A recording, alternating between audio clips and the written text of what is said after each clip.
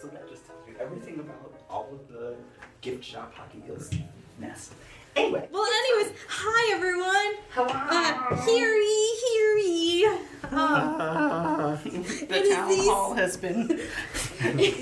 Ring the bell. Wait. Oh. Hey. So I'm just gonna go ahead and say what I'm reading. Nothing. Oh no. Literally Tony, nothing. why? It has been an entire month of Tony trying to somehow summon the energy to. Does this mean you're in a slump? I'm in a definite slump, and I'm not happy about it. Every time, so I think what I really I want to try. Who knows? I will probably change my mind by then. Dinner time. That sounds like a Tony thing. I requested a few manga that we don't have here. Mm-hmm. Which are? Because I'm in a mecha mood, so... Oh, we're Gundam winging it. Nice! Yeah, so I can... For everyone who doesn't know, Gundam Wing is like my favorite mecha anime. Yeah, so I might be doing that, but honestly, I doubt it because I just have not had any... Not just energy. I have no interest in reading right now. Like, literally, I get home and I'm like... No. Yeah, no, I'm not reading. That's how I felt with my games. At one point, I was like, I don't want to do anything. Like, the game that I want to play takes like a half hour to load. On the flip side, I have been getting back into Lord of the Rings Conquest, which... Ooh, that's a great game. Yeah, I love that game. And I had gotten... When I tell you... Okay, first of all, I had gotten precision accurate with that game because it was my, hey, I'm bored, I'm just going to play games, or hey, I have insomnia, so I'm just going to play this game kind of game, because it's the kind of game that you don't have to play all the way through. You play a few levels, you feel good about yourself or terrible about yourself, and then you move on. Or you get tired, and you can kind of tell because your play starts lagging, and you're like, wow, that orc was in my face, and I still died. That sucks. So that's my whole... I'm getting back into Lord of the Rings Conquest. I'm just really rusty. So now I'm mad at myself and I'm challenging myself to get back to where I was because, I'm a boss like that. So, but only with video games. That's fair.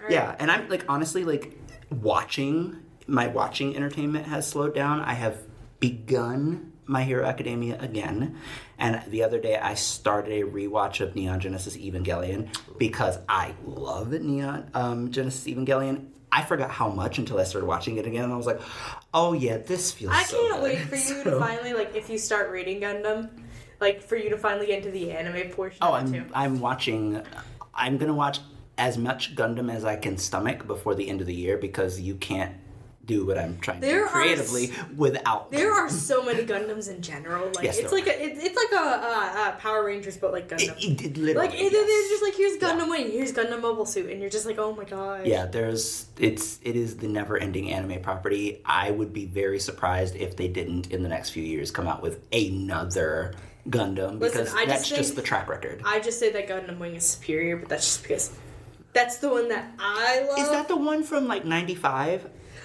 It's 95 to the early 2000s. Gundam Wing, Gundam Mobile Suit Wing, they're the same one. It's just they have a different. I just call it Wing because it's easier that way. Oh, that's No, I think it's the early 2000s because it ended when I was a kid. What did you call it? You said Mobile.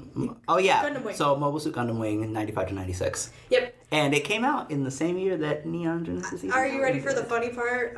It came out when I was born. I'm mad. Grant, what are you reading? Oh, also, I am actually gonna finally. I'm on episode 4 of Gurren Lagann, which I've been on forever. I'm gonna get back into Gurren Lagann because there's this video by a YouTuber called Bread Sword. Joe showed it to me, and I loved it then. I watched it again this week. Now, mind you, it's emotional because it's about how basically his dad was his biggest superhero, but Gurren Lagann reminds him of everything that his dad was trying to teach him in life before his dad passed, and then his dad passed unexpectedly, right around Christmas. So it's a heavy 48 to 52 minute video, but it is a beautiful examination of the merits of Gurren Lagann over Neon Genesis Evangelion in terms of what they expect you to walk away from. you know, kind of thing. I think he's a little harsh on Evangelion, honestly, because he's being harsh on the person he was when he enjoyed Evangelion. But I can understand where he's coming from, because Evangelion is not a pick-me-up. It's not supposed to be. No.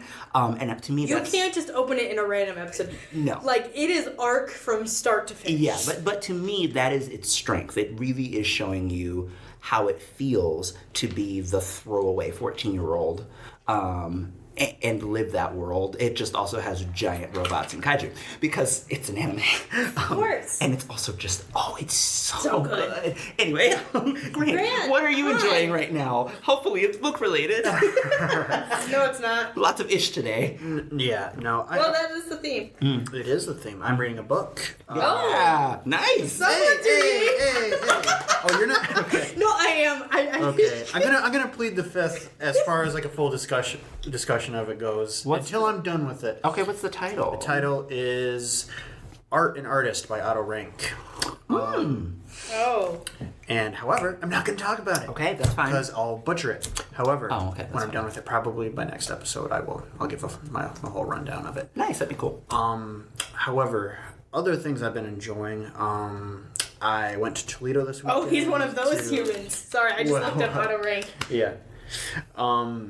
What am I saying? Me. You. You went to Toledo this weekend? Yes, I went to Toledo this weekend. Yay! And I saw Poor Things, which is a really, really good movie.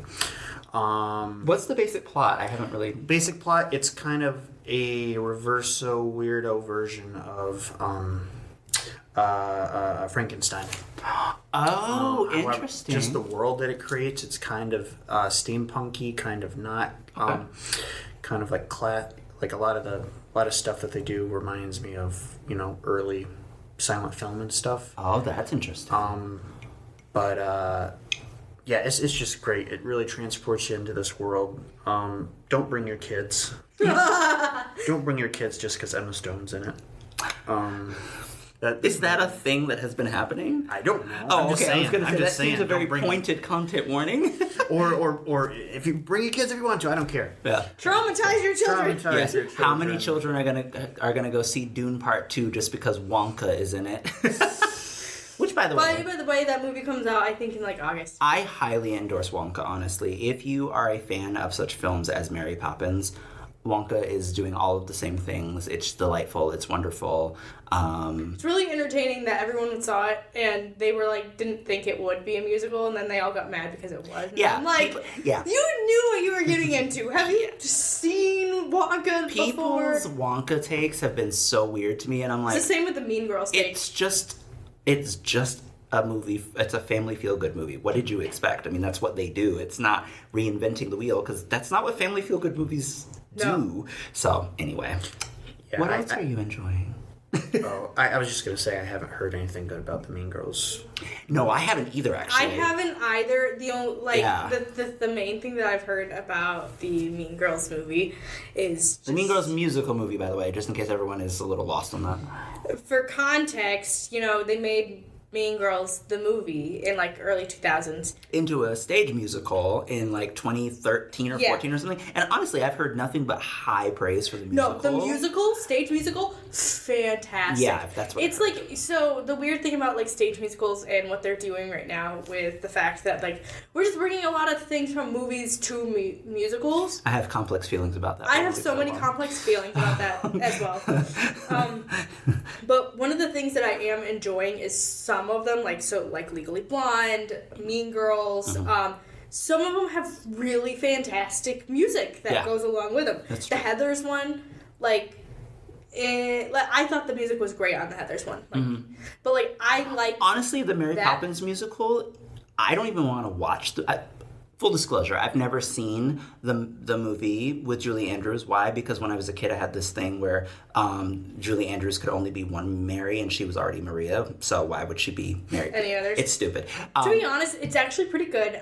Yeah, but the stage musical I've seen. Cute. I Awesome. love it. I think Adorable. it's great. Matilda is better than the movie, and I love that movie. I just think so. The fact it's like a kind of like not original. It's just kind of like take a thing and put it on the stage from a movie thing. But like that's a whole entire exactly different episode I of agree. us ranting about movies, the book to stage or the movie to stage musical phenomenon that's kind of Yeah. Well, and Mean Girls is different too because, like, with Mary Poppins and Matilda, right, you have the book that you can use as a resource. So all the stuff that the movies Mean forgot Girls. or You left out, only you can have put on that stage. movie. Exactly. And the thing is, like, yeah, there was a second one, like a second Mean Girls, but one, it flopped because it, like, they tried Because to, why? They tried to do a lot of sequels to things that shouldn't have been sequels in the first place during that time period.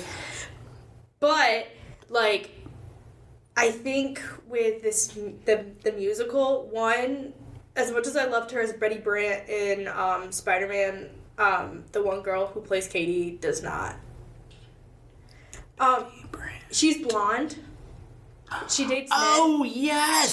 She's Katie. so funny. She's Katie Oh, I could see that. in Mean Girls. However, and it's the one thing that I also just don't like about movie musicals in general. Mm-hmm. Like, I do love musicals. I do love movie musicals, but I don't like the over auto-tuned, like... Because they hire people who can't sing, unlike the Color Purple musical, which they hired singers, But, and like, I've heard nothing at but the same incredible time, things. it's like- Is that the new movie? Yeah, version? yeah. I've which heard comes out it's- next month, by the way, on DVD. I have heard high praise from many people who would be critical of it, mostly because they put all the lesbian parts back that Steven Spielberg had to cut. So everyone's like, Yeah. yes, black lesbians. But, like, I woke it's- up early. Sorry. Oh, sorry. Oh no, but it's like trying to turn around.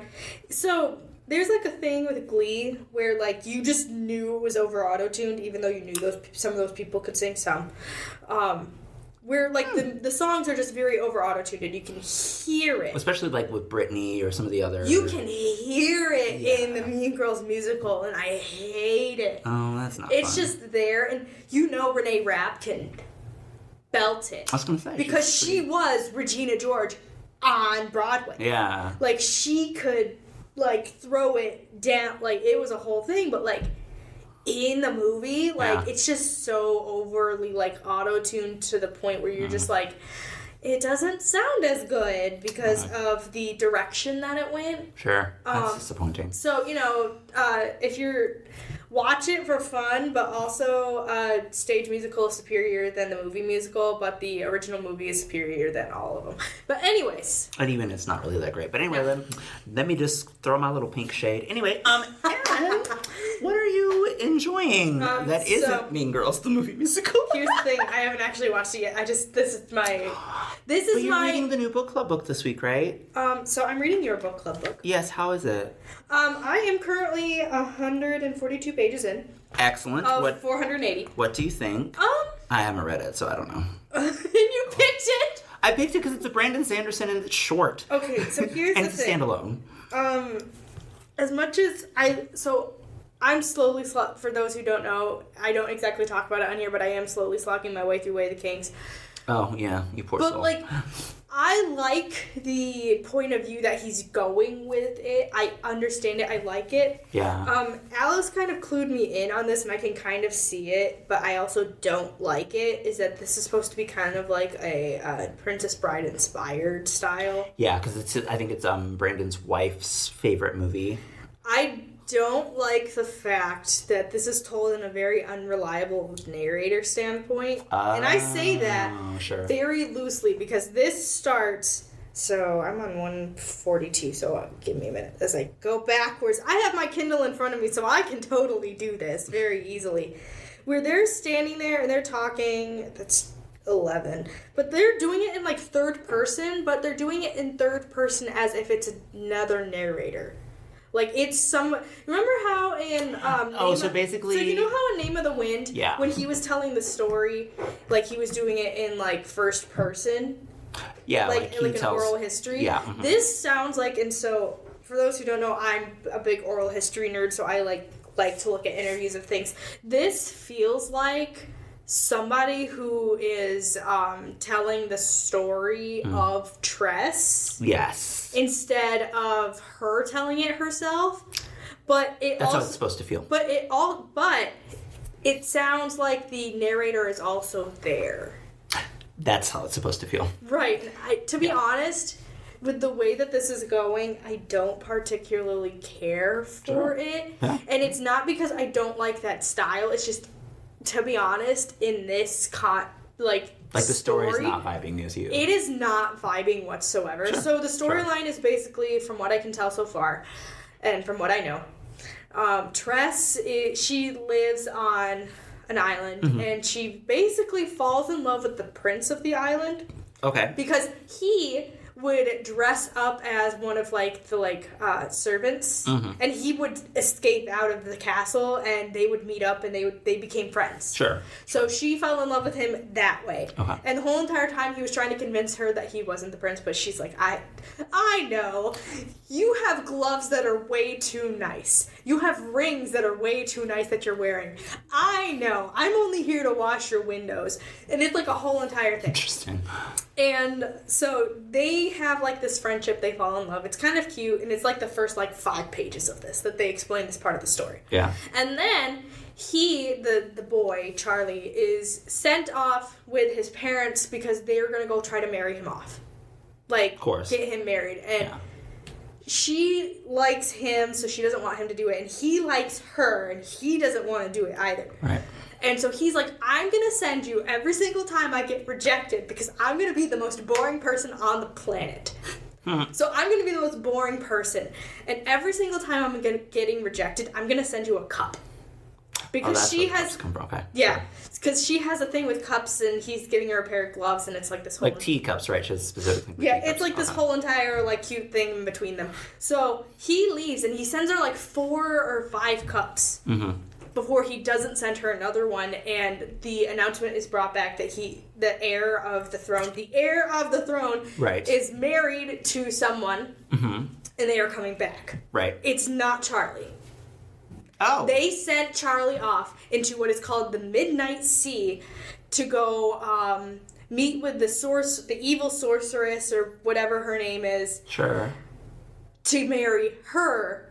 But the actual thing is they purposefully got his ship lost in there, and then they grabbed his cousin, so the king's nephew, and made him the heir instead. I see. Because he kept getting rejected because he wanted to be with Tress. And so Tress smuggles herself rescue onto a him, of pirate course. ship to go save Right, him. of course. And there's spores on the ship which come out of nowhere, which I don't understand. And then there's a talking rat because someone tries to poison her, but the rat is the narrator of her being on the ship at the moment. That's interesting. The narrator changes because it's Okay. gone from this random other servant who was her friend who was helping her smuggle onto the ship to now it's the rat, but it's perpetuated as the exact same person. He's a I have shapeshifter. a feeling that by the end of the book you'll feel differently than you do now, because I don't know. This is a classic Sanderson thing where if you're not used to reading Sanderson and you go in with one expectation, I didn't come into this with expectations at all. or even any expectations, by the end of the book he will do a series of things that make you go, oh, because it's just something he does. It's the thing that he's really good at. I mean, he's good at a lot of things, but I feel like the thing that he's best at and should be continued to be known for is his ability to give you all of the information without telling you too much. He's not an info dumper. Right. And then by the end, he starts revealing things, and suddenly the story shifts, far and you're like, she is now on a pirate ship, and she's just part of the pirate crew now. that's cool. So it's a whole entire thing. So I think Tress of the Emerald Sea is her becoming the pirate to come. I think if this is Princess Bride-esque, Tress is Wesley, the prince. Possibly. I'm not entirely sure. Possibly. The whole objective, at least when I read the forward or the note or something that he talked about it, he said that it's mid.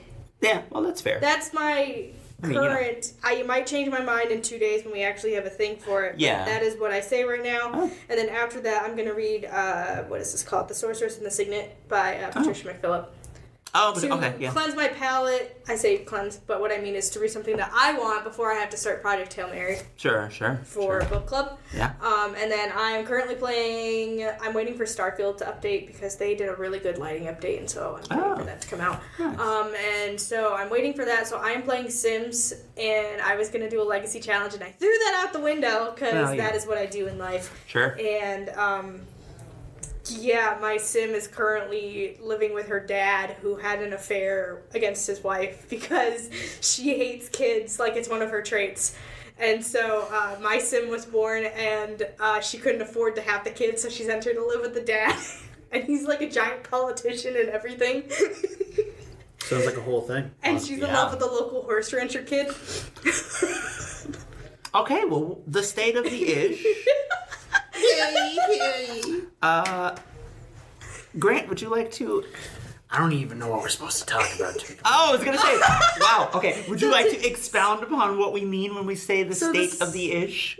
So the state of the ish is something that we came up with like a couple of years ago. And it was just something like, it was a joke initially. But it's basically the idea of like, you know, basically catching you guys up on where we are as a podcast, things we hope to do. We may not get to, but we hope to do in the future. This is the, this is your New Year's, this is what you missed on Glee episode. Yes. Is essentially what we're doing here. Sure.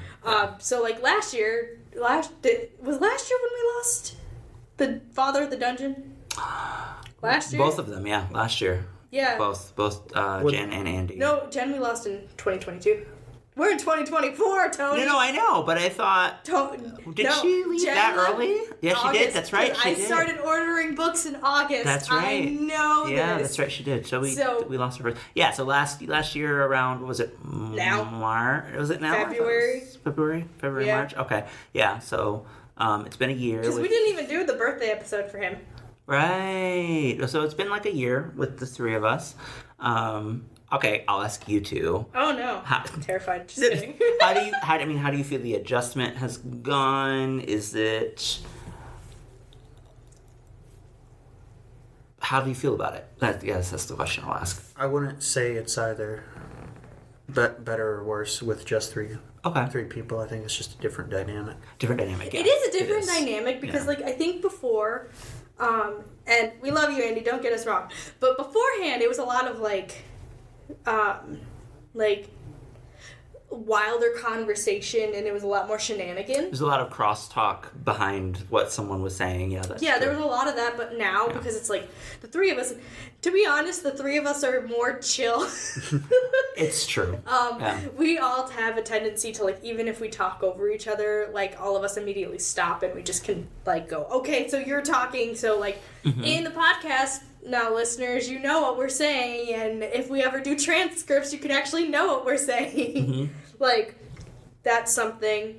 And we are going to eventually, hopefully this year, rehash some of our older podcasty episodes that, like, like, during the pandemic, for those who came in, like, ages, like, they might have come in, like, 2021 when we weren't doing this, or, like, 2022, and they have no idea what we're talking about. If you go to the earlier episodes, we were in the middle of, obviously, quarantining / like, only a certain amount of people could be in the room at the same time, or the schedules were different because, like, it was weird. Because we had those work from home hours, so, like, everyone had to be, and so to coordinate 5 people into a podcast. The weirdest thing. So, like, we would have quite literally, like, in front of us the microphone, but then we would also have the laptop going, and we would be on Zoom at the same time. And while that's great, it led to some, like, lesser quality, like, recordings, and so something that, like, we're possibly thinking about coming this year and the coming next year is rehashing some of those old episodes out. So, like, obviously it'll be a different dynamic because there's 3 of us now instead of 5, but, like, rehashing those out. Maybe there's new things that we want to talk about that are within that subject. Yeah. And who knows, like, we might have different things to say. The quality's going to be different. Opinions will have changed, I think. I can't wait for us to get to the fan fiction episode. Because we should probably rehash that out specifically because that was on Zoom. It was. I think we should redo it. I don't know that any of my opinions about fan fiction have changed since then, honestly, except, do more of it. Like, I wish I was doing more of it, but I mean, that's my the one thing that I would love about fan fiction is if people would stop trying to sell bound fan fictions online, that'd be great. Yeah, that seems to be a really strange occurrence lately, and I don't happens. really understand It that. pops up, it resurges every once in a while, and the main thing it is, and if we ever do the episode, I'll touch on it, like, in depth more, is the fact that mainstream is becoming way more mainstream now because of things like TikTok. That's fair. I didn't think And about so that, because it's becoming more mainstream, a lot of people don't know the rules. There is unspoken rules that, like, every person who has been in the fandom, fanfiction-y space Well, I mean, but also learns or knows. one of the legal rules is Yeah. you can't sell the material because these are not your characters. Right. It's the whole point of fanfiction. And, well, they're not, nobody does disclaimers anymore oh, of in course. front of fanfiction. Well, yeah, but even still, it's like, I'm Which is- sorry, if you're, one of your 4 men are named Dick Grayson, Jason Todd, Damian Wayne, or Tim Drake, and one of them becomes either Robin or Batman or both, you're writing Batman fanfiction. I don't have to disclaim that for you. I mean, I probably should, but I don't have to disclaim that for you, and I also don't have to go and sell it online because everyone's going to be like... It's, like, not even that. Like, it's even worse than that. So, like, what's happening is, so there's... Alright, so I will get into a little bit of fanfiction lore here because I can. Why not? It's a sneak preview. This is a sneak preview of me ranting about fanfiction. There's, like, a whole entire thing. So, like, right now, Harry Potter fanfictions are being, like, insanely, like, popular right now because first... They're kind of... I feel like they've never had a moment where they weren't. No, it's definitely becoming a little bit more mainstream around certain fandom spaces within that area. So, for example, the Marauders, there's, like, certain fanfictions that are, like, super intensely, like, popular. Right. That, like, if you're like, I want to read this, we throw these to you. If it's My Hero Academia, we throw the fanfiction tea in a bar to you, and that's, like, Sure. the whole entire thing. Oh, okay. Yeah, I know what you mean. Okay. With the golden trio of the Harry Potter fanfiction world, it's mostly Hermione fanfictions, which is really, really weird. Interesting. It is a weird dynamic because, yes, they were popular. It was popular at one point. Yeah. But this is like the weirdest resurgence that I've ever seen of, like, Hermione fanfictions ever. And it's Draco really, and Hermione? yeah, and Got it's it. really in tandem, I think, with a lot of, like, the book talky things. It's also probably because people like to do this, and I feel like when you cross-pollinate fandoms, one of the fandoms that gets, in fanfiction, that gets a lot of attention that has a similar vibe to Draco and Hermione is Katara and Zuko. Right. Yeah. But, like, it was popular at one point, like, don't get me wrong, but, like, it then just, like, died out for a while, and, Sure. like, it resurged back. Huh. That's interesting. Like, which is really interesting because, like, after J.K. Rowling did, like, the whole I'm a TERF thing, a lot of people, like... Did as if she's not still doing it. I'm sorry, what? After, like, she came out and did all that stuff, like, began to do all that stuff. Yeah. The amount of, like, Golden Trio, like, era stuff dwindled. Sure. Because a lot of people were like, well, we don't want to associate with that section anymore because of the fact that... Because that's where the canon is, and that's Because that's where the canon yeah. is, and they feel like if you do that with the canon stuff, you're supporting her more, and it's like a whole entire thing. So it's a lot of weird lore, and so then, there was a lot of Marauder stuff that came out, which that was a whole entire thing. Well, right now, everyone's trying to basically expand upon the Golden Trio verse. It's like a whole entire thing right now. Probably because of the TV show. It was before the TV show. Was it? It was like way Was before it even the before the show. TV show was announced? Yes. That's interesting. And it's weird, and I don't know if it's just because that's the side of TikTok come on, but whatever. Maybe. Well, what's been happening, there are unspoken rules in fandom spaces. One of which is you do not sell your fanfiction. Like, that is number one, you do not do that. But also, whatsoever. number two, it's illegal AF. Yes. And it's... I mean, it just is. And I think it was just... The reason it was more, like, unspoken but, like, more well-known about was the whole Anne Rice debacle in fanfiction.net spaces with, what is it? What is her thing? What is her thing? Vampire Yes, Chronicles? yes, Yeah. thanks. So, like, she basically went and sued a whole bunch of fanfiction did. people, and they all got it taken down. And that's where you get disclaimers from in front of every single, like, that's where, like, if you open a really old fanfiction from, like, the early 2000s, You get the I do not own these characters Yeah. disclaimer at the top of every single chapter that you get. Yeah. And it's because of that. However, nowadays that's not really much a thing anymore, and I think it's the Wattpadification of publishing Well, in actually, I general. would go back even further than that, and I would say Of that them not it's- doing it I would say anymore. that it's the 50 Shades of Grey effect. I think that as soon as you have an author, Which was, ironically enough, also a Wattpad fanfiction. was it on Wattpad? I Yes. didn't realize that. Okay, It so was a yeah, Wattpad so there you go. fanfiction. Yeah, it's a Wattpad. It is thing, a yeah. whole entire thing. Because you follow from 50 Shades of Grey, and a few years later you have After, and then after Yes. the next thing hasn't come along, but people are wanting their Yes. thing to be the next thing. So of But, course like, the they're, thing is- yeah. After and 50 Shades, when they were on Wattpad, they still went by the "we do not own this" part. Like, they still Yes, had but that. that's because those two authors were old school anyway. Like they've been around. But, like, long what enough. they're doing now is, like, so bookbinding is a thing. Bookbinding is a great hobby. Like, Sure. it's kind of expensive, but it's a fun hobby. Yeah. And it's where, like, people will print out their own fan fictions or their own stories or their own, like, PDFs of things, and they will bind it themselves. However, See, I would love to do that. people are trying now to turn around and they are printing out, like, fan fictions, and they are binding it and then selling that on, like, Etsy and, like, all these other places online. So here's the thing. They're also not asking the fanfiction authors. People are also just printing out the fanfiction doing that themselves Yeah. for the selling thing, which is doubly wrong because one, you shouldn't be asking the fanfiction. You should be asking the fanfiction author in the first place if you're going to sell it. But second, you can't do that because it's illegal. So Yeah. like anybody who's a fanfiction author could get in trouble because their stuff is being sold without their knowledge. Right. So it's like a whole entire thing. Oh, that's awful. Oh. So, like, it is something that, like, people are now having to come back on TikTok and go, like, y'all, stop selling fan fiction. Stop doing this. I know you Oh. want a really nice version of Manacled, but, like, don't sell it. Like, don't buy it. Like, Right, you're just part of the problem Bookbind right now. it. Yeah, exactly. Like, Yeah. ugh. Or I don't know. Here's an idea.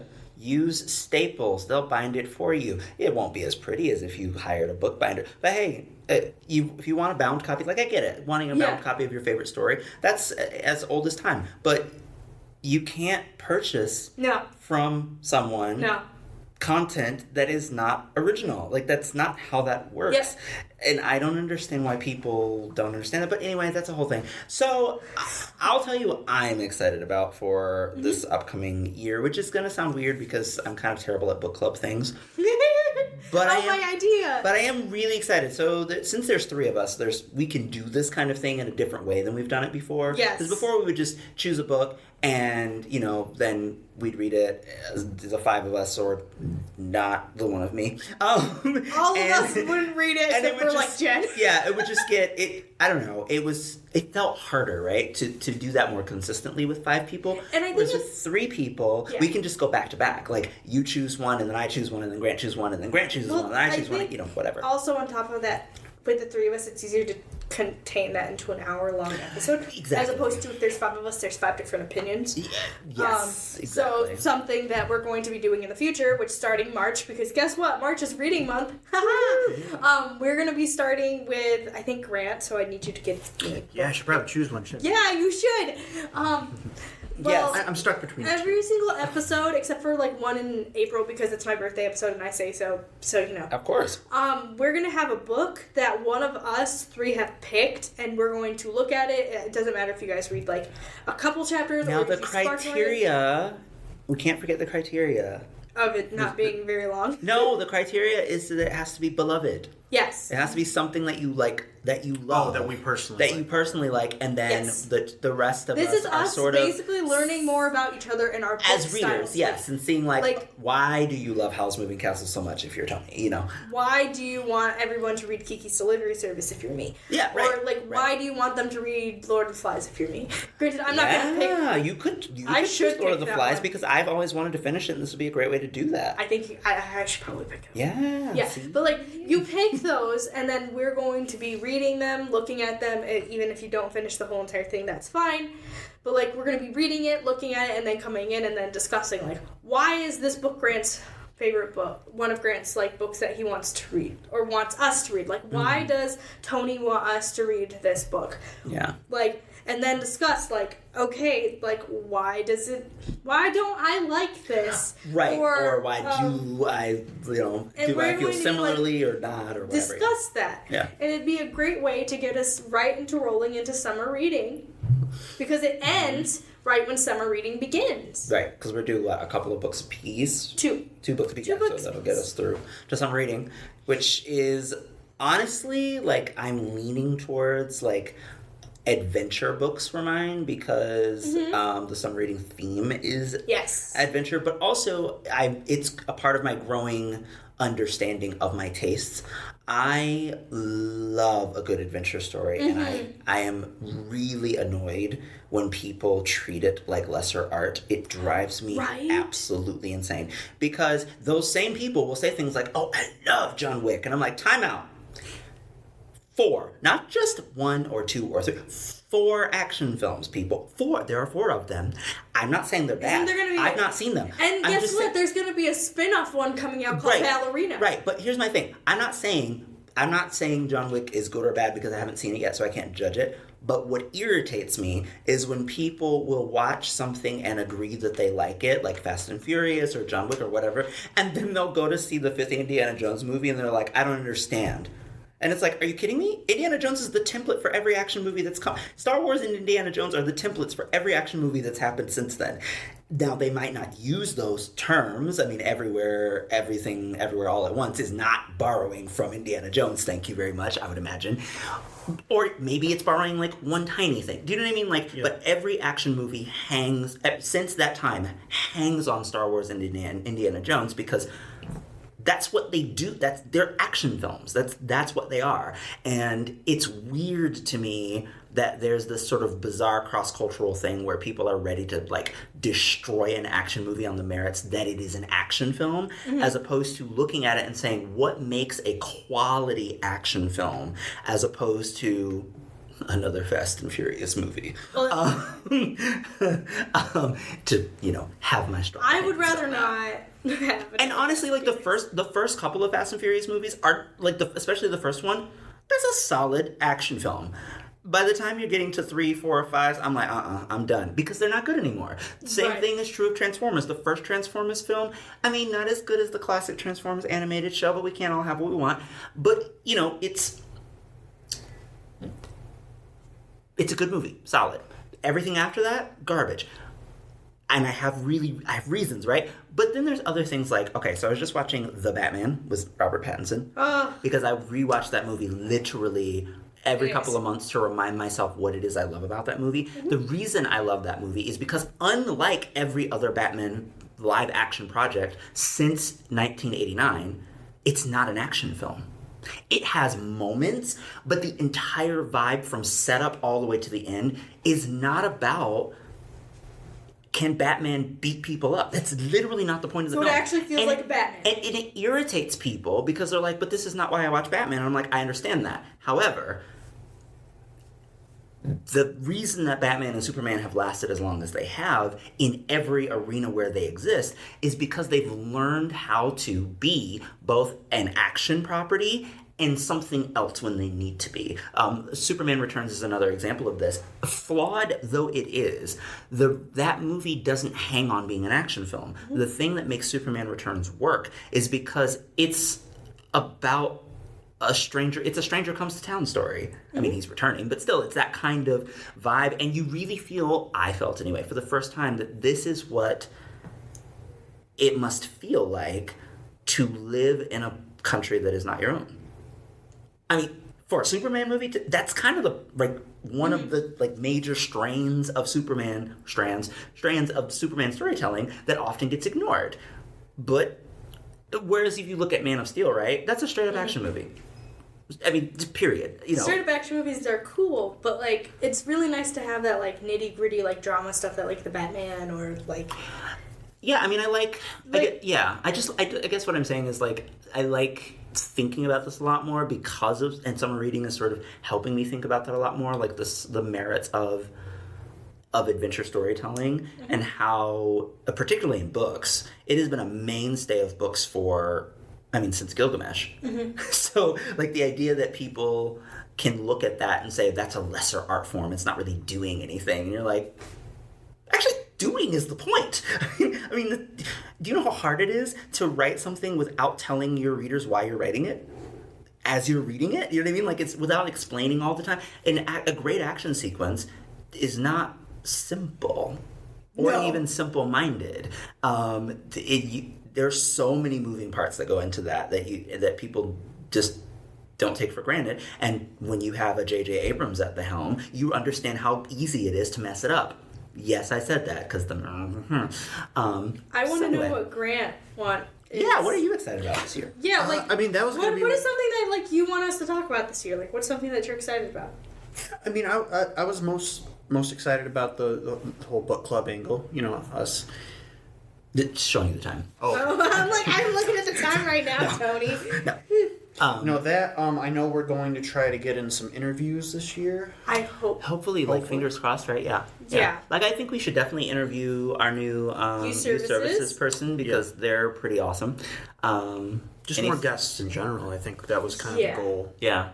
And we've had it, like, at least like last year we had a goal, and it's, things happen, schedules, But, like, this is something for, like, us to talk about, or, like, if you're listening to this at home and you're part of the local area, reach out to us and be like, hey, have you talked to this person before? And, like, maybe we'll consider it. Or if you want to be on the podcast. Yeah. Let us know. Talk to us. We can make that work because we're at work when it's happening. So if you want to just come chill at the library for an hour and talk about what we're talking about, if you want to propose an idea, I feel like why shouldn't we do it? Because it's your choice whether or not you want to be on the airwaves. Do you want yourself to be on the internet forever? Main question. Exactly. But that's what I try not to think about. It's okay. The infrastructure will break by the time we're 50, so it's fine. By the time you're 50 or by the time we're 50? You know what? I'm going to go walk away and find a crowded street and just stand in the middle of it. Lay in the street. Let all the freezing rain just drop. I'm going to lay in a patch of ice and wait for someone to hit it. Yeah, that's what I'm going to do. Yeah, exactly. Is there anything else? What? Is there anything else you want to talk about this year? I'm sure there is. I just can't think of it. You know what I feel like we should do? I feel like we should do I know we've done this before, but I feel like we should do a movie episode again. Just in general? Yeah, like can we do a couple movie episodes? We should do an episode where we actually watch a movie and then talk about the movie. Yeah, because Grant, pick us a movie that's not going to scare me half to death because I don't like horror movies. Thank you. Okay. Do you like creepy movies? Yes. Okay. All right. I can do that. Okay. Yeah. I'm just not a big sometimes I'm playing if I'm playing Resident Evil 2 and Mr. X is behind me, I'm like, no, I can't do it today. All I'm saying is no one is allowed to choose Saltburn, even me.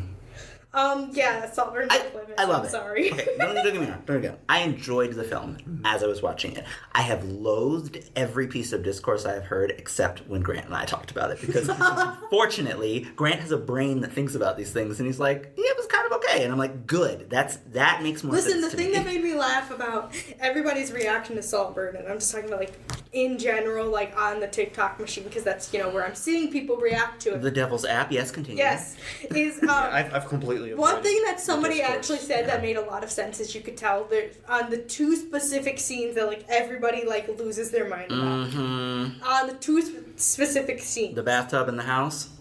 Not the house. The bed at the end before the house. The grave. The grave. Oh, I forget about the grave. Yeah, the grave. So somebody said on TikTok, and I honestly completely agree with this, is you can tell by the reactions of people who has been in online spaces longer by their reaction to those parts of the movies. I would agree. As a fan fiction reader, and by the way, I'd like you to know that these are the only two scenes I've seen. They've been shown to me without context. Yeah. You should probably just watch the movie. Yes, honestly. I do understand the movie. I did look up plot and things afterwards, but to be honest, as a fan fiction reader, somebody would look at me and go watch this scene. As a fan fiction reader, I'm sitting there just going, okay, and because to me, as somebody who's read things that you probably don't ever want to see in your entire life that I'm traumatized by. Like, watching those scenes is just mid. Like, in terms of like the like. Part of it though is you're watching it out of context. That's one of the big problems with movies in the internet age is when people see it, they rip out stuff and show it to you. Like, look at this, or bits of the context of like what's happening. You really like those moments feel different as you're watching. Well, when it comes out next month or something on DVD and we finally get it here, I will then... Now, mind you, I'm not... This is not me saying that the film, you know, is gonna grow in quality. I also not still like necessarily. the fact that the director for Saltburn was the pregnant Barbie in the Barbie movie. Oh, really? I didn't realize that. I honestly, that is something I kind of want to... I'm interested in... Like, this has nothing to do with the state of the ish, but I'm just interested in terms of... What kind of woman does it take to direct that movie? Because one, it's a boy movie. In terms of gender, and I feel as a gender fluid person, I have every right to say this. Okay, right? It is, and not just this. Not only is it a boy movie, it's like a bisexual paradise boy movie. Like, it's the kind of thing where you're like, it's like. From like little bits and pieces that I've seen, like I'm sitting there just going, "Oh, this is fan fiction or just paradise." Because the thing about it is that the central character, or the character upon whom it all spins, you don't really know at all ever what his sexuality is, which is part of the point, or even just like ancillary. Like it doesn't matter. That's kind of like the brilliance of it. Like I think it would be, except I feel like it doesn't. It's agonizingly close to brilliance. Yeah, parts of it. That I would agree with that. It's just shy it is of the agonizingly close to brilliance, and I feel like that's one of the reasons that it will fade into forgetfulness. However, the smartest thing that director ever did was hire Barry. Yeah. Because that man is, I don't care what anyone says, there are 3 actors that will constantly get underrated for the next 10 years, but they are currently at the top of their game. That is Timothée Chalamet. Yes. And I know it's weird to say that he's underrated, but he really is, because people... He's very popular, but he's critically underrated. He's critically underrated, yes. He is a genius actor. Timothée Chalamet, Robert Pattinson continues to show his always. Genius. But the one who's better than all 3 at the top of the list, Barry Keoghan, is a genius actor. And I can't wait, because to me, I fear the Colin Farrell is going to happen to him, where he's going to be brilliant for decades and nobody watches anything that he does. And it really, I mean, if you need to know why Colin Farrell is brilliant, watch a movie in which you can recognize Colin Farrell's face and then go watch Penguin, or The Batman, where he's Penguin. And then have somebody say to you, you know that was Colin Farrell, right? And you literally, I have had to look at IMDb 15 different times to convince myself that I'm reading this correctly, because he doesn't. And it's not just the makeup. It's his whole manner. All of his mannerisms. Yeah, he sounds like the Penguin should. He does not sound like Colin Farrell doing the Penguin. Yeah, it is disgusting. Right. So I was gonna say something about. So I woke up early this morning to watch the Oscar nominations, because how could I not? Yes, they snubbed Barry. No, Barry got no nominations. Nothing. Saltburn didn't get any nominations. Barry was the main one I was hoping for. Yeah, Barry. If anyone should get an Oscar nod for that, Barry should get it. So cinematography, maybe. Really? I enjoyed it, but okay. I enjoyed it, but I don't know. It didn't get anything, so it doesn't matter. I feel like if Oppenheimer doesn't sweep, no one's been paying attention to Christopher Nolan for the last 10 years, because that should sweep. Poor Things I think it got the second most nominations, which I'm very happy about. Yeah, I mean, I'm not gonna pretend like I wasn't tested by Oppenheimer, but that's the point. Oh, so you have seen it? Oh, it's genius. Okay. It is absolutely genius. It is really long and engrossing, but the thing that is genius about Oppenheimer that I think a lot of people will miss is, and I saw this because I loathe biopics, Christopher Nolan only made that movie that long, not because he needed to tell the story in that way. He decided he wasn't going to go with the traditional biopic narrative that Hollywood has established for decades. He did the opposite of what What's-His-Name should have done with that terrible Elvis movie. Baz Luhrmann. Yeah, Baz Luhrmann can't direct a film. Wait, which Elvis movie? The Elvis. Which one? The one that's called Elvis. There's 2. Oh, I forgot about There's the Jacob Elordi one, and then there's the Austin Butler This is the Austin one. Austin Butler one. Thank you. Austin Butler was... abortion. Yeah, Austin Butler was genius. The film was basically Baz Luhrmann going, hey guys, you know how basically we've all done the same thing with biopics for 50 years? I'm going to do that too, but Baz Luhrmann style, except it So shinier? wasn't. It was literally everything you get in Selena, you get here. Selena's not even good. I don't like Selena. I don't like biopics, so I agree with you. So, but Oppenheimer, genius, because he avoids all of those traps by just being Christopher Nolan about it. I was talking about the movie, not the artist Selena. But Yeah, no, the artist is great. The movie is meh. I'm gonna cut in because we do have to close up Fine. a little bit Yeah. early. No, I know. But I will give us a couple would you rather's that I found. Oh, online. good. Yes, yes. So, would you rather have your favorite book turned into a movie or your favorite movie turned into a book?